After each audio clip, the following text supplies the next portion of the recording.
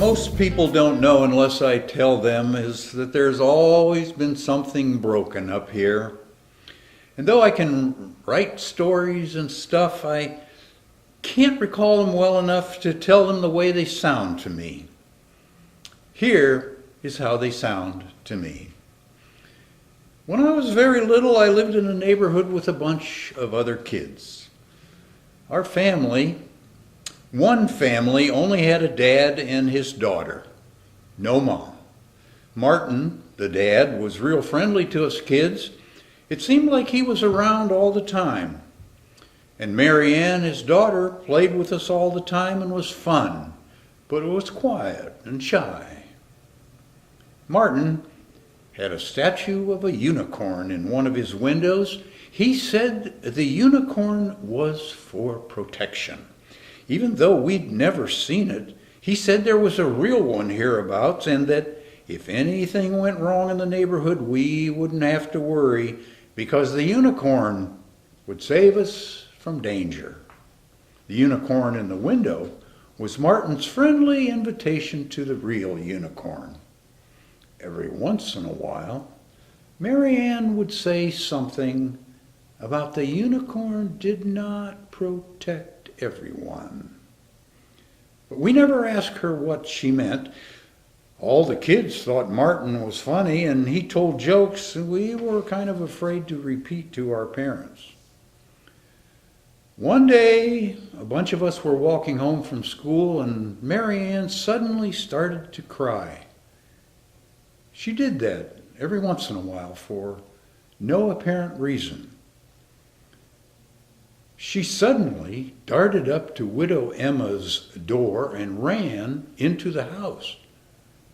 And it wasn't long after that a car showed up in a driveway and we saw two women take Mary Ann away, and we never saw her again. Later, policemen came and took Martin away, and we never saw him again either.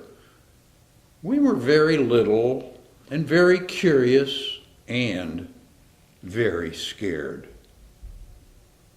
We asked Emma what was going on, and Emma said she couldn't say, but we said, Martin said the unicorn would protect us.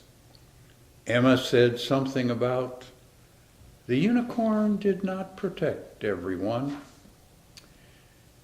We were a few years older before we realized that bad people used nice-sounding things like unicorns to fool us.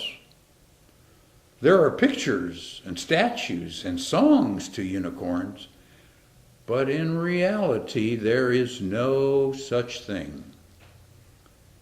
Kidders, I think that's when I learned that when something isn't making any sense with somebody and you are wondering about it, ask somebody else a lot of questions.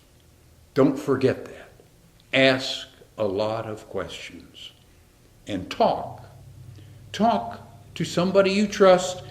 Remember, unicorns do not protect everyone. And big people, listen to the kidders. Listen to the children. Unicorns do not protect everyone.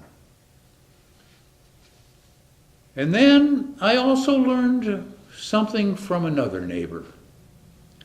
Mr. Charles lived by himself across the street. He had a nice little house and garden, grew lots of pretty flowers, but he kept to himself. For some reason, our parents spoke of him not in nasty terms, but in such a way that they thought he was a little crazy maybe, or at least pretty odd. And we kids, we avoided him because of what we heard the big people say about him. Every Saturday morning, Mr. Charles would come out dressed in a nice, clean pair of pants and a shirt, snip off a bouquet of flowers, and drive off for a while like clockwork. He did that every Saturday, rain or shine. It happened one day that I sure could have used some unicorn protection.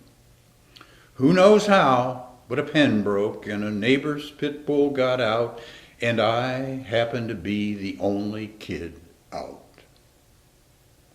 The dog came after me on my bike and got just enough of me to pull my bike and me over, and then the rest all happened in slow motion, kind of like in the movies.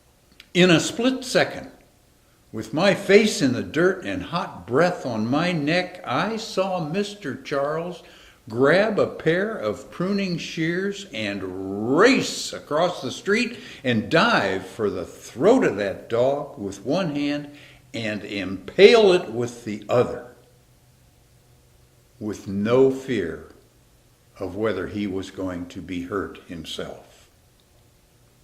When it was over and I was saved and the dog lifeless, Mr. Charles even then had to struggle to loosen his frozen grip and could not let go until he was assured that I was safe. And then, with blood on his hands, Mr. Charles held me by the cheeks and looked into my eyes and broke down and cried. He helped me with my bike and walked me over to his front porch, and he would not let go of me. By this time, the neighborhood had come alive with kids and adults, and they joined us. And we heard how that little crazy or little odd Mr. Charles, in saving me, had helped redeem himself in some small way from a similar tragedy in his own life.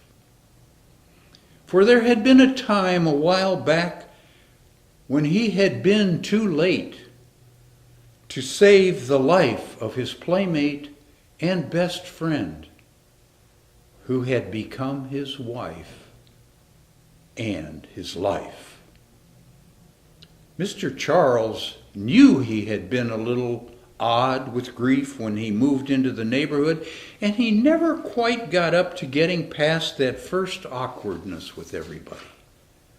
Mr. Charles had suffered death and found joy in his flowers, and unbeknownst to us, he found joy in the lives and the laughing of the kids on the street who barely knew him. And Mr. Charles could not bear to see another life snuffed from under him.